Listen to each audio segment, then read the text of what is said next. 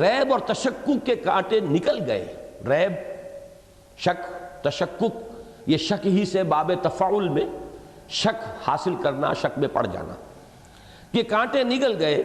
تو اسی جہاد و مجاہدے کا ظہور عالم خارجی میں ظالموں، سرکشوں اور خدا کے باغیوں سے کشمکش اور تصادم کی صورت میں ہوا، جس کا مقصد قرار پایا تکبیر رب وربک فکبر۔ تو یہ دو جہاد ہو گئے۔ پہلا اندر ہوا ہے، اپنی شخصیت کے اندر۔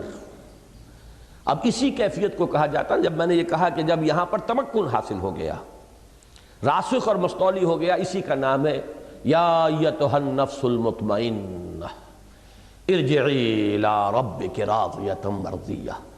جب تک یہ ایمان، اور ایمان ظاہر بات ہے کہ وہ تو غذا بنی ہے قلب اور روح کی، اور ادھر سے انسان کے جو لوور انسٹنکٹس ہے، اینیمل انسٹنکٹس ہے، ان کا دباؤ پڑ رہا ہے، کشمکش ہو رہی ہے۔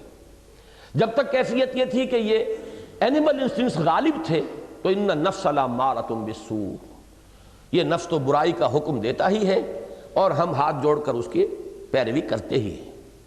یہ ہے کیفیت اولا، پہلی کیفیت۔ اب ایک کشمکش ہوئی، کبھی آپ ور ہو گئے، ایمان جیت گیا، کبھی نفس جیت گیا۔ اگر یہ کیفیت ہے، اس کا نام ہے نفس لوامہ، کہ جب نفس جیت جاتا ہے تو اندر سے کوئی ملامت کرنے والی شے، یہ کیا کیا تم نے، یہ غلط کام کیا تم نے، یہ نہیں کرنا چاہیے تھا۔ یہ نفس لوامہ کی کیفیت ہے۔ ابھی گویا کہ ڈاواں ڈول معاملہ ہے، سی سو ہے، کبھی یہ اوپر ہو گیا، کبھی یہ اوپر ہو گیا، جیسے کہ وہ بچے کھیلتے ہیں۔